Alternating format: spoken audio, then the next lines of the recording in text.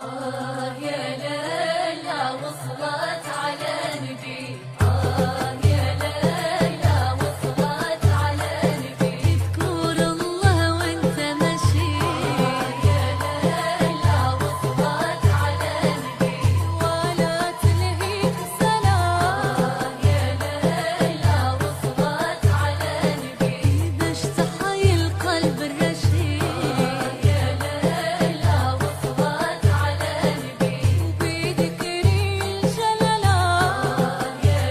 السلام عليكم ومرحبا بكم فيديو جديد. اليوم يا لالا جبت معايا الجديد، جبت لكم ألذ واخطر وصفه بصدر تاع الدجاج اللي حماقوا عليها الكبار والصغار. ومن اليوم الا جربتي هاد الوصفه غتولي مدمنه عليها. وبلا ما نطول لكم الهضره نبداو على بركه الله. كيف ما غتشوفوا معايا غادي نبداو الطريقه وتكتشفوا معايا الطريقه والمكونات في نفس الوقت باش هكا الفيديو ما يجيش طويل.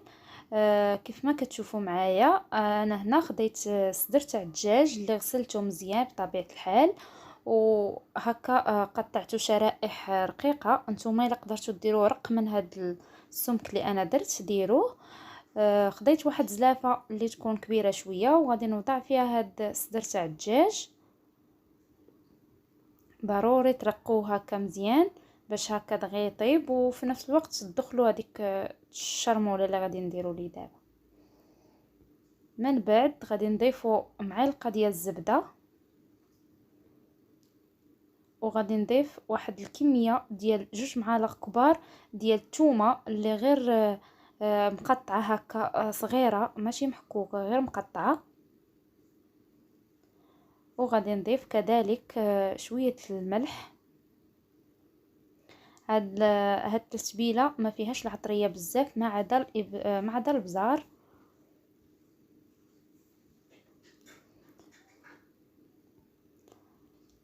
الملح دائما كتبقى حسب الذوق. ومن بعد ضفت واحد نص معلقه صغيره ديال البزار اللي هو الفلفل الاسود.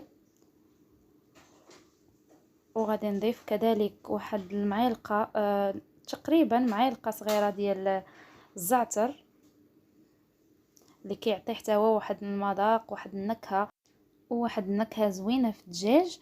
ومن بعد غادي نضيف واحد شويه اليازير. نتوما الا كان عندكم اليازير طري غادي تكتفيو باليازير طري، كيجي رائع بزاف، كيجي احسن من اليازير هكا يابس. ثم عصير ديال حامضه حتى هي كتزيد تهشش لينا الصدر ديال الدجاج. غادي نحاول نعصر هاد الحامضه كامله. لاحظوا معايا انا راني ضاربه مع الحامضه مبغاش تعصر ليا كامل مزيان وصافي. من بعد ما غادي نعصرها غادي نرجع معكم. ومن بعد ما عصرت الحامضه كيف ما شفتوا معايا من قبل غادي نضيف زيت العود واللي هو زيت الزيتون. غادي نضيف واحد الكميه لا باس بها تقريبا واحد 4 المعالق. وغادي نضيف شويه ديال الزيت النباتيه، شويه من زيت العود وشويه من زيت النباتيه. وصافي هنا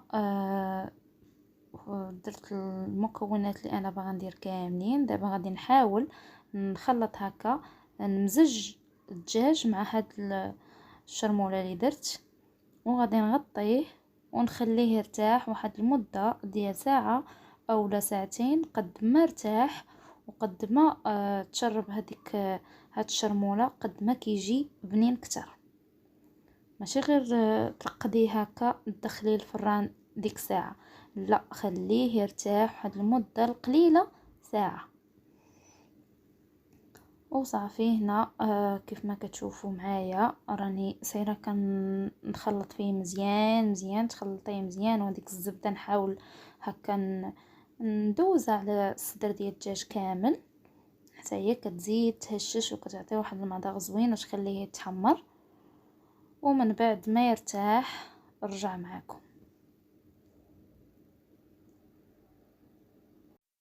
ومن بعد ما دازت هكا المدة الكافية باش ندوزو المرحلة الأخيرة واللي هي مهمة في هاد الوصفه. كيف ما كتشوفوا معايا خديت هنا واحد الصينيه ديال الفران كيف ما كانت لاطه ولا صينيه، وضعت فيها ورق الطبخ، وخديت واحد الطبسيل هكا اللي درت فيه لا شابلور. الا ما كانش عندكم تقدروا تدخلوا الباريزيان هكا الفران وتخليوه حتى يتقرمل مزيان وطحنوه تهرمشوه وتخدموا به حتى هو كيجي زوين. نسمت الشابلور نسمته بشويه الملح صافي، لحقاش انا عندي الدجاج ديجا منسم بجميع المنسمات. وصافي غادي نبدا ناخد شويه من الصدر، طريفات ديال الصدر، وضروري هكا تحاولوا تصوصوا من هذيك الثومه ومن هذاك الزعتر ومن هذيك اليازير. صافي راهما طلقوا البنه فيه، ما نخليوش هكا باش منين ندخلوه الفران زعما ما يتحرقوش. وصافي لاحظوا معايا كنوضع صدر تاع الدجاج في الشابلور وكنبدا هكا بحال كندقو شويه كما تنقولوا، تنعطيه العصا شويه باش يدخل فيه هذاك الشابلور يبقى شاد كما غتشوفوا معايا من بعد. ونبدا نستف في اللاطه ديالي كيف ما كتشوفوا، عادي جدا، سهله، وصفه سهله ماهله في متناول الجميع، اي واحد يقدر يحضرها. وهكا بالنسبه للوليدات اللي ما تياكلوش هكا صدر تاع الدجاج، الا درتي ليهم هاد الوصفه كوني اكيده غادي يبغيو صدر تاع الدجاج. وحتى الكبار، كاين بعض الناس الكبار ما تياكلوا الصدر. انا بالنسبه ليا ملي تندير هاد الطريقه تيعجبني الصدر تاع الدجاج، اما في العادي راه ما تيعجبني الصدر. وصافي بلا ما نكثر عليكم الهضره، استمر بهذه الطريقه. ضروري ملي تحطوا طريف ديال الصدر في هذا الشابلور ضروري حاولي تدقيه هكا شويه، تبقاي تضربي فيه هكا بيدك باش يدخل لي هذاك الشابلور ويبقى شاد فيه من بعد ما ندخلوه الفران. هنا في هذه المرحله الفران راه سخون، شعل عليه من الفوق ومن التحت، ضروري يكون سخون مزيان حتى كندخلو الدجاج عاد كنقصو شويه. ونستمر بنفس الطريقه حتى نكمل الكميه اللي عندي ديال الدجاج كامله. وقبل ما يسالي الفيديو نبغي نقول لكم هكا الى عجبكم الفيديو، عجبكم المحتوى ديالي، ما تنسونيش من لي لايك والبارطاج مع العائله ديالكم. والناس اللي ما مشاركاش في القناه ديالي اشتركوا باش دائما يوصلكم الجديد فضلا وليس امرا. وصافي وهنا من بعد ما نسالي ارجع معكم.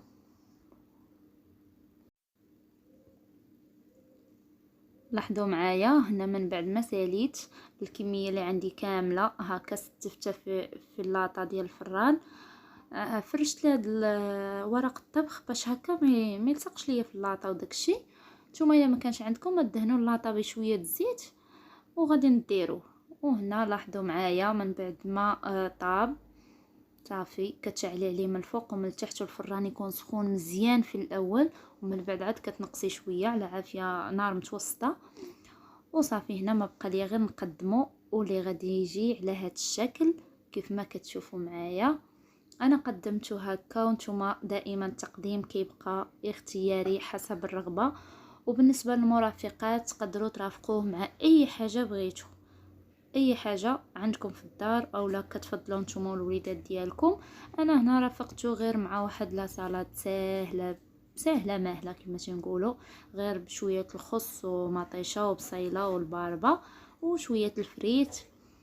وانتوما تقدروا ديروه مع شلاضه ديال الروز مع اي حاجه قلت لكم بغيتو. حنا حاجتنا بالوصفه ديال الدجاج، اما المرافقات كتبقى اختياريه.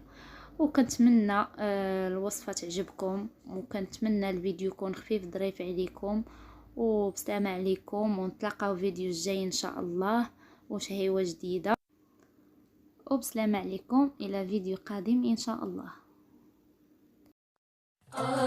يا